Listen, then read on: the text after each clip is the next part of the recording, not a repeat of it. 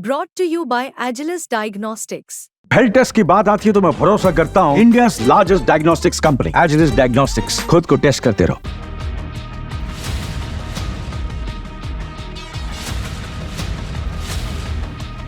ये तस्वीर social media पर तेजी से वायरल हो रही है। चीन के राष्ट्रपति शी जिनपिंग, बीच में व्लादिमीर पुतिन रूस के राष्ट्रपति और उनके ठीक बराबर में प्रधानमंत्री नरेंद्र मोदी।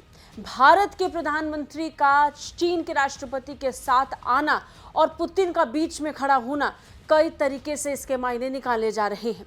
रूस में पिछले कुछ वक्त में भारतीय डेलीगेट्स लगातार दौरे के लिए पहुंचे और ठीक इसी तरीके से चीन की तरफ से भी देखा गया, लेकिन किसी को अंदाजा नहीं था कि क्या इस बैठक का मतलब या फिर इन दौरों का मतलब लद्दाख से हो सकता है। हमें भी नहीं था, आपको भी नहीं था, कोई नहीं जानता था कि ब्रिक्स के सम्मेलन की तैयारियों में जुटा रूस भारत और चीन के बीच सबसे बड़े विवाद को खत्म करने की तैयारियों में लगा हुआ था। नमस्कार, वंदे भारत, भारत तक देख रहे हैं आप। आपके साथ मैं हूं सांची त्यागी। भारत के राष्ट्रीय सुरक्षा सलाहकार NSA अजीत डोभाल अब से कुछ दिनों पहले रूस दौरे पर पहुंचे थे। ब्रिक्स बैठक में हिस्सा लेंगे और ब्रिक्स की तैयारियों को लेकर आने वाले दिनों में 5 देश विस्तार को लेकर चर्चा करेंगे, इसे लेकर खबरें सामने आई थी। लेकिन किसे पता था कि इसी बैठक के दौरान लद्दाख को लेकर भारत और चीन के बीच में वो बातचीत होगी जिसका अंदाजा किसी को नहीं था। NSA अजीत डोभाल की मुलाकात रूस की धरती पर चीन के विदेश मंत्री वांग यी से हुई थी।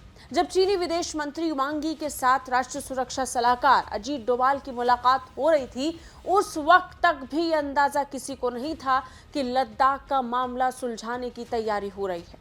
सबसे बड़ा सवाल यहाँ पर ये कि क्या रूस उस भूमिका में शुरुआत से था जहां वो भारत और चीन की दोस्ती कराना चाहता है। 3 साल होने वाले हैं। रूस यूक्रेन युद्ध का कोई निष्कर्ष नहीं निकला है।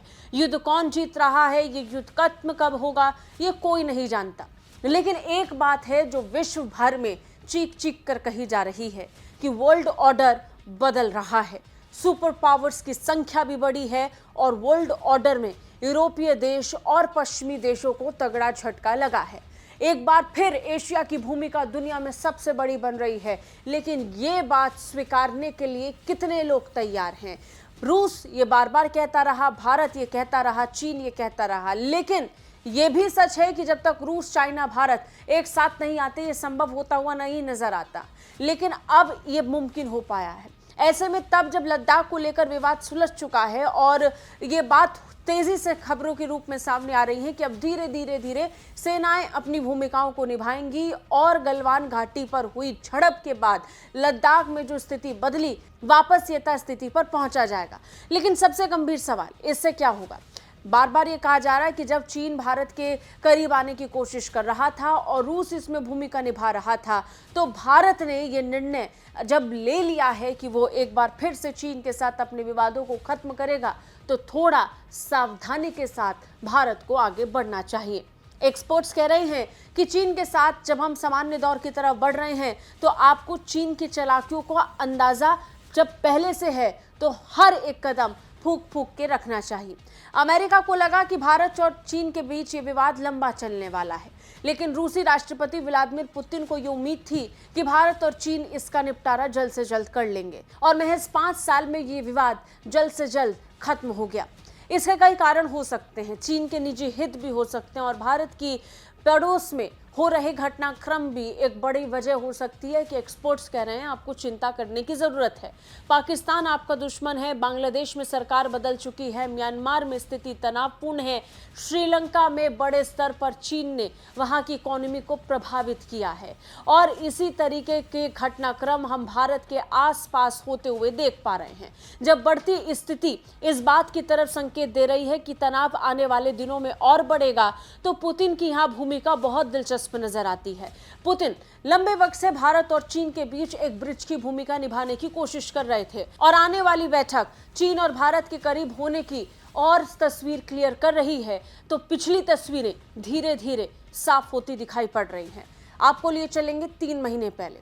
3 महीने पहले प्रधानमंत्री नरेंद्र मोदी रूस पहुंचे थे। चर्चाएं पूरी दुनिया में होने लगी कि रूस यूक्रेन के बीच में छिड़ रही जंग को लेकर भारत एक बड़ी भूमिका निभाने वाला है। रूस यूक्रेन के बीच जंग खत्म होगी। लेकिन तब भी रूस की तैयारी भारत को और चीन को साथ लेने की थी। इस बात को भी बहुत चुपके से रखा गया, लेकिन पब्लिक डोमेन में ये बात नहीं आई।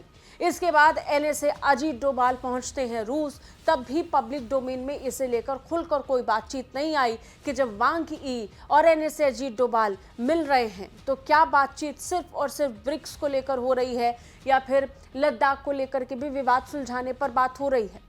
और फिर याद आता है भारत के विदेश मंत्री डॉक्टर जयशंकर द्वारा दिया गया वो बयान जो LAC को लेकर के था।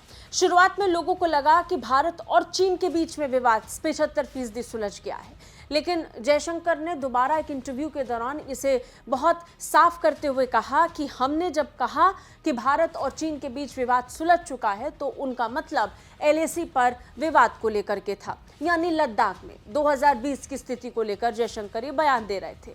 लेकिन तब भी किसी को अंदाजा नहीं था कि भारत और रूस एक बड़े निर्णय की तरफ बढ़ रहे हैं। धीरे धीरे समय बढ़ता गया और एक ऐलान हो गया।